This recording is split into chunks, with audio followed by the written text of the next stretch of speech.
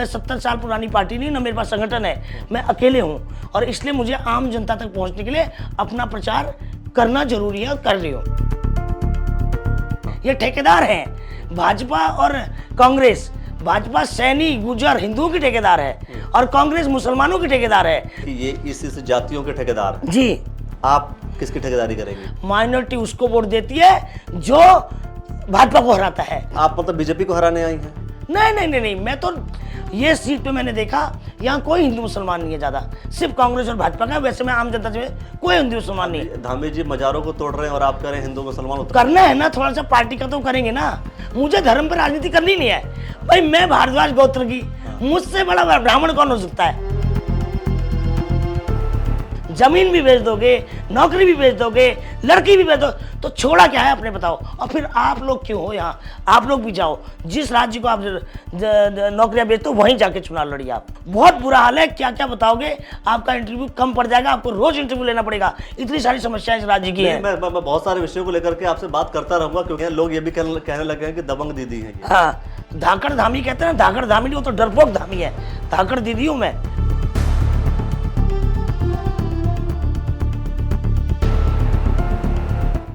2024 में हरिद्वार लोकसभा का चुनाव है और आप चुनेंगे इस देश के प्रधानमंत्री को, क्योंकि यह चुनाव प्रधानमंत्री से संबंधित है। कभी राज्य का जब चुनाव होता है तो आप चुनते हैं मुख्यमंत्री, लेकिन हरिद्वार जिले की अगर हम बात करें, हरिद्वार संसदीय क्षेत्र की बात करें, तो एक बोर्ड, बैनर, होर्डिंग संख्या कुछ ज्यादा बढ़ गई है। उसमें एक चेहरा दिख रहा है आपको। हालांकि उनसे मैंने बात किया था सेम इसी स्थान पर बैठ करके, लेकिन जब हम मार्केट में गए, लोगों के बीच गए, तो हमने देखा कि बोर्ड की संख्या बढ़ गई है अचानक। तो पिछली बार पूछा था चुनाव तो पक्का लड़ेंगी ना? इस बार भी भावना पांडे जी हमारे साथ हैं और आपसे सवाल इसीलिए ये सवाल मैंने आपसे उस वक्त इसीलिए पूछा था क्योंकि कई बार ऐसा होता है कि लोग आते हैं होर्डिंग बोर्डिंग के साथ चुनाव में और चुनाव लड़ते नहीं हैं, लेकिन आपके होर्डिंग तो बढ़ते ही जा रहे हैं, बढ़ते ही जा रहे हैं, बढ़ते ही जा रहे हैं। जी जी। तो बिल्कुल सोच रखा है आपने। देखिए, कई बार क्या होता है कि कौन से लोग बोर्ड लगाते हैं, कौन से चुनाव लड़ते हैं, सरकमस्टांसेस हो सकते हैं जी। किसी का नॉमिनेशन खराब कर देते हैं लोग। हाँ। या किसी न किसी को एजेंसी द्वारा परेशान कर देंगे। हाँ। कोई ना कोई कारण होते होंगे। और लास्ट टाइम मेरा भी कारण था कि 2 महीने पहले मेरा चुनाव चिन्ह मिला था और 70 विधानसभा में चुनाव लड़ाना था और मेरे कैंडिडेट रातों रात भाजपा ने चुरा लिए। और उसके बाद जाके जिसका दंड कौशिक को मिला भी है, कौशिक ने मेरे घर में विधायक जो सरिता थी उसकी जेब में भी पैसे मेरे घर के और पेट में खाना भी मेरे घर का, मगर उसको टिकट भाजपा ने टिकट दे दी और ज्वाइन करा दिया। तो कोई बात नहीं, इस बार ऐसा नहीं होगा। इस बार मैंने कोई कैंडिडेट नहीं लड़ा रही हूँ, सिर्फ मेरी पार्टी एक लोकसभा पर फोकस कर रही है और ये होगा 2027 का आगाज और लोकसभा लड़ रही हूँ और जीतूंगी। अभी होर्डिंग क्या, होर्डिंग इसलिए मैंने सारे बुक करा लिए 10 महीने के लिए, क्यों? क्योंकि उन्होंने मेरे सारी होर्डिंग उखड़वा दी थी हाईवे की। मतलब अब तक ब्लैकमेलिंग नहीं हो रही थी, अब तक होर्डिंग सारे लोगों ने उखड़वा दी, तो इसलिए मैंने होर्डिंग बढ़ा ली। और होर्डिंग ही नहीं, प्रचार प्रसार, जब मोदी जी प्रचार प्रसार कर सकते हैं, जब भाजपा प्रचार प्रसार कर सकती है वो भी सरकारी पैसों से, तो मैं अपना प्राइवेट पैसों से क्यों नहीं प्रचार प्रसार कर सकती? तो आज मुझे प्रचार प्रसार करना है। मैं 70 साल पुरानी पार्टी नहीं, ना मेरे पास संगठन है, मैं अकेले हूँ और इसलिए मुझे आम जनता तक पहुँचने के लिए अपना प्रचार करना जरूरी है और कर रही हूँ। इसीलिए आपने जल्दबाजी कर दी। जल्दबाजी का मतलब नहीं, जल्दबाजी का मतलब यह है कि क्योंकि पहले कर दिया। बहुत से लोग तो जब ये इतने सारे होर्डिंग लगाते हैं तब, जब पार्टियों की अगर मैं बात करूं, कांग्रेस बीजेपी की बात करूं, तो वो लोग होर्डिंग बोर्डिंग तब लगाते हैं जब चुनाव नजदीक आ जाते हैं, 3 महीना पहले। हाँ। या 2 महीना पहले। और आपने 1 साल अभी बचे हुए और 1 साल पहले से होर्डिंग लगा दी। देखिए, बहुत बड़ा तो जल्दबाजी आप ज्यादा कर नहीं, कोई जल्दबाजी नहीं। ये 70 साल पुरानी पार्टियां हैं। हाँ। ये ठेकेदार हैं भाजपा और कांग्रेस। भाजपा सैनी गुजर हिंदुओं की ठेकेदार है और कांग्रेस मुसलमानों की ठेकेदार है। तो ये ठेकेदारों की जो 70 साल से पार्टियां हैं, इनके तो गांव-गांव जाके नेता हैं। इनका संगठन है। मैं तो अकेली हूं। अभी तो मैंने कोई संगठन नहीं खड़ा किया, संगठन खड़ा कर रही हूँ, बूथ कमेटियां खड़ा कर रही हूँ। इनके पास तो सब कुछ है। तो इसलिए मुझे 1 साल कोई ज्यादा नहीं है, बल्कि मुझे महसूस रहा मुझे 1 साल पहले और आना चाहिए था मैदान में, तो और ज्यादा अच्छा होता। अच्छा, आपने राजनीतिक तौर पर बोल दिया कि ये इस जातियों के ठेकेदार हैं। जी। आप किसकी ठेकेदारी करेंगे? देखिए, मैं तो उत्तराखंड की बेटी हूँ, राज्य आंदोलनकारी हूँ। हाँ। देखिए, जैसे भाजपा ने हिंदुओं को क्या कहते हैं और सैनी गुजर को परेशान किया, एक तरीके से उनको यूज किया। आज मुझे पता है ना, समाज, सैनी समाज हाथों हाथों ले रहा है, गुजर समाज हाथों हाथों ले रहा है, और उसके बाद हिंदू तो लेगा ही, क्योंकि मैं तो खुद हिंदू हूँ और खुद पहाड़ की बेटी हूँ, राज्य आंदोलनकारी हूँ, आंदोलनकारी, पहाड़ का आदमी, सब मुझे वोट देंगे। और सबसे बड़ी बात यह है कि भाजपा कांग्रेस का बिल्कुल सफाया होने वाला है। माइनॉरिटी उसको वोट देती है जो भाजपा को हराता है।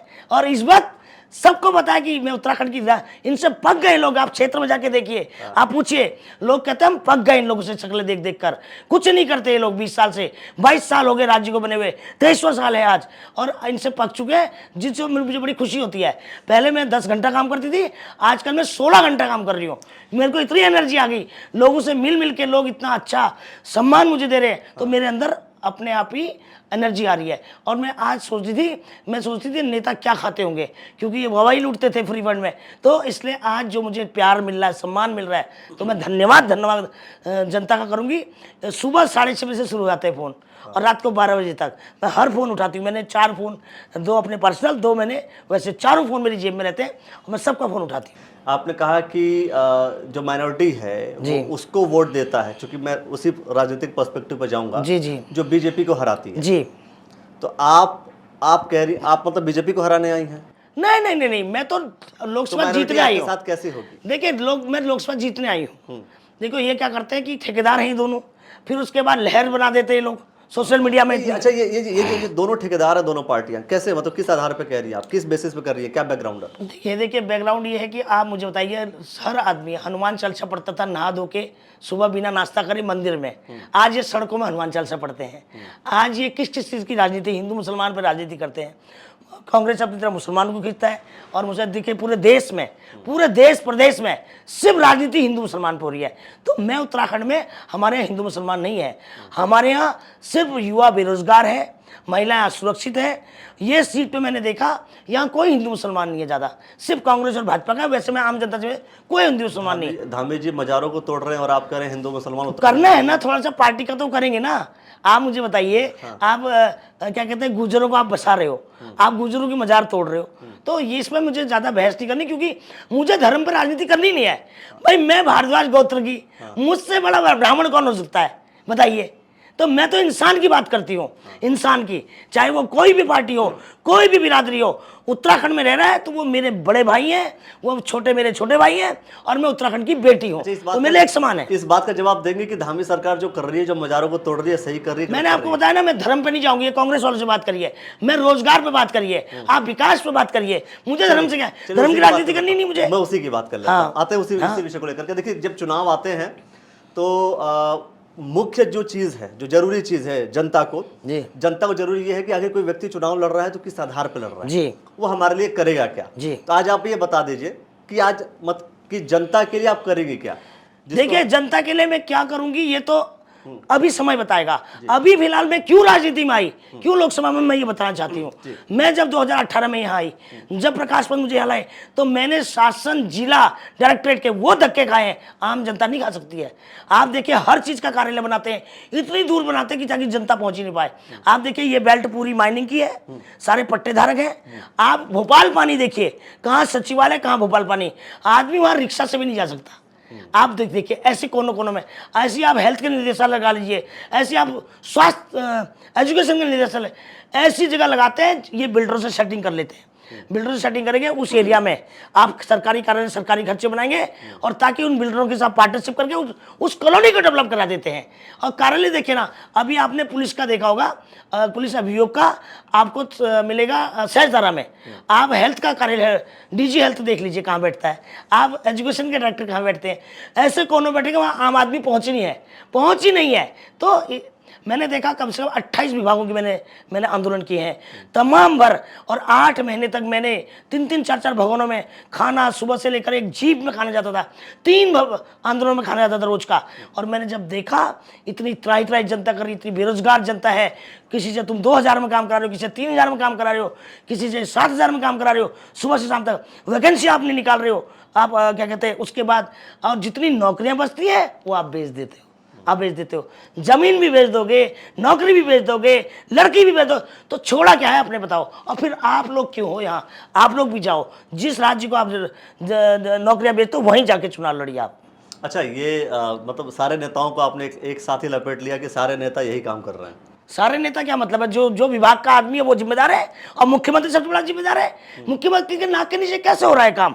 क्या अभी मुख्यमंत्री किस बात का है? काय को इतना लाल लश्कर लेके घूमते हो आप? किस लिए लाल लश्कर घूमते हैं जब आपको पता ही नहीं आपके नीचे क्या हो रहा है? अभी मैंने धामी से बोला कि भाई वो टीएनएम में जो आउटसोर्स में जो टीएनएम एक एजेंसी खड़ी कर दी, पहले तो नौकरियां नहीं थी, आउटसोर्स में हमारे बच्चे काम कर रहे थे 15,000 में, उसमें एक एजेंसी लिया है महाराष्ट्र की और उसमें किसी मंत्री की औरत की पार्टनरशिप है। जब मैंने मुख्यमंत्री से बोला, मुख्यमंत्री दूसरी की शक्ल देख रहा है, उसको पता ही नहीं है कि टीएनएम भी आई है। इसी तरह उपनल में कमीशन खाते हैं, 50-50 हजार देते हैं। बहुत बुरा हाल है, क्या क्या बताओगे? आपका इंटरव्यू कम पड़ जाएगा, आपको रोज इंटरव्यू लेना पड़ेगा। इतनी सारी समस्याएं इस राज्य की है। मैं बहुत सारे विषयों को लेकर के आपसे बात करता रहूंगा, क्योंकि आप जो है खुलेआम बोल रही हैं, लोग ये भी कहने लगे हैं कि दबंग दीदी हैं ये। हाँ, धाकड़ धामी कहते हैं ना, धाकड़ धामी नहीं, वो तो डरपोक धामी है। धाकड़ दीदी हूं मैं, वो डरता तो है। आप देखिए उसकी जरा, सारे नेता मंत्री अधिकारी से डरता है। धाकड़ दीदी हूँ, धाकड़ धामी छोड़ दो, अब धाकड़ दीदी हूँ उत्तराखंड की। अच्छा, एक अंत में एक सवाल जो है, जो समझने वाली चीज, जो आपने बोला कि सारे विभाग अलग अलग हैं, कुछ इस कोने में है, कुछ इस कोने में, उस कोने में। आप अगर लोकसभा जीतती है तो क्या करेंगे? एक साथ नहीं, वो लोकसभा का मैटर नहीं है। मैं आपको बता रही हूँ, नेताओं की चालाकियां बता रही हूँ। मैं जब लोकसभा जीतती हूँ, सबसे पहले यहाँ किसानों की समस्या है, बेरोजगारों की समस्या है। जो फैक्ट्रियों में यहाँ पर धांधलेबाजी हो रही है, यहाँ भी वही एजेंसी प्राइवेट काम बेरोजगारी की अगर हम बात करें तो बेरोजगारी का काम देखिए, सेंट्रल गवर्नमेंट है, सेंट्रल गवर्नमेंट रोजगार निकालेगा। तो सेंटर में अगर पहुंचूंगी, नहीं क्यों होगी? नहीं, उसमें भावना पांडे जी का क्या रोल है? बिल्कुल रोल होगा। ऐसा है, आप 85% लोकल उत्तराखंड के लोग को नौकरी देंगे, आप ठेकेदारी प्रथा खत्म करेंगे, तो ये पार्लियामेंट में आवाज उठेगी, तभी तो केंद्र करेगी इसको, ठीक है?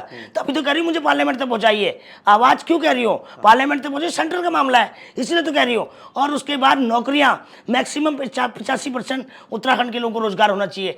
ठेकेदारी में मैक्सिमम 85% उत्तराखंड का आदमी होना चाहिए। आज तमाम ठेके आप देख लीजिए, किसी भी तरह का, चाहे होर्डिंग का हो, चाहे पार्किंग का हो, चाहे रोड का हो, चाहे किसी भी चीज का ठेका, हमारे उत्तराखंड की जनता कहाँ जाएगी? तुम सब ठेके बाहर से, गाजियाबाद, हरियाणा, अभी जो आपको मोटी कमीशन देता है उसको आप काम देते हो, ये नहीं चलेगा इस राज्य में। यहां से शुरुआत करूंगी और केंद्र तक लड़ाई लड़ूंगी इसकी कि 85% उत्तराखंड के, और अगर जो भी आदमी उत्तराखंड में काम करेगा बाहरी, वो 5% उत्तराखंड के आदमी की रिजर्वेशन करेगा, साथ में पार्टिसिपेट देगा, तो बेरोजगारी खत्म होगी, तो पलायन खत्म होगा। वास्तव में आपने बोला 70%, 80%, 90% जो है, जो उत्तराखंड का युवा है वो रोजगार पाएगा। हाँ, तो ऐसा कोई क्लॉज बना सकती हैं आप, बनवा सकती हैं? बना था। हाँ। बना था, इन्होंने धांधलेबाजी की है। हाँ। मैंने कहा ना, जिंदगी में कोई भी चीज, जब राज्य बना था, जिस पर तो नरेंद्र तिवारी ने यहाँ पर इंडस्ट्रियां लगाई थी, कि क्लॉज था, उन क्लॉज को इन इंडस्ट्री वालों ने या नेताओं के साथ मिलकर, क्योंकि बड़ी बड़ी इंडस्ट्रियां हैं, चंदा देती भाजपा और कांग्रेस को, ये नेता बोलते नहीं इनके खिलाफ। दोनों को देती है ना? हाँ, देती, तभी तो कोई नेता नहीं बोलता इंडस्ट्री के खिलाफ। इनको चंदा पहुंचा देते हैं, तो इसलिए जो है युवा परेशान है। आज देखिए ना आप, तमाम हरिद्वार जिले के अंदर 8,000 में महिलाएं काम कर रही है, 8,000 में। वो एजेंसियां, ठेकेदार 6,000 रुपए की कमीशन का रहा है। तो ये ठेकेदारी प्रथा और कमीशनबाजी कम होनी चाहिए और खत्म होनी चाहिए ठेकेदारी प्रथा। और इन्होंने क्या करा, यहाँ पर पैकेजिंग यूनिट ज्यादा बनाई है, असेंबली यूनिट के लिए इनको दिया गया था। आप 10 साल आपको बिजली टैक्स इसलिए फ्री किया गया कि आप असेंबली यूनिट बनाएंगे, ना कि पैकेजिंग। पैकेजिंग में कम स्टाफ लगता है और असेंबली में ज्यादा। और दूसरा, इनको ये कहा गया था कि भाई, इन्होंने क्या करा इंडस्ट्री वालों ने, जहां देश में इनकी इंडस्ट्रियां थी, जहां उत्तराखंड का आदमी था, उसको यहाँ ट्रांसफर कर दिया। ये बहुत बड़ा गलत क्लॉज है। और इनकी सबसे बड़ी चालाकी क्या है इंडस्ट्री वालों की, इन्होंने क्या करा, 70% अगर उत्तराखंड की जनता को नौकरी उस समय था प्रावधान, आज मैं 85 मांगती हूँ क्योंकि बेरोजगारी बहुत है, तो उस समय क्या करा इन्होंने, 30% तो रख दिए और 70% ठेकेदारी पर था। तो ठेकेदारी परसेंट में तो कोई रिजर्वेशन है नहीं। अब 30% में जहां हमें उत्तराखंड के लोगों को 70 नौकरियां मिलती थी, वहां हमें 20 मिल रही है, तो 50, तो ये कम होगी 100 में। तो इस तरह का बहुत बड़ा घोलमाल है, और जिसमें मैं अभी आवाज उठाने वाली हूँ।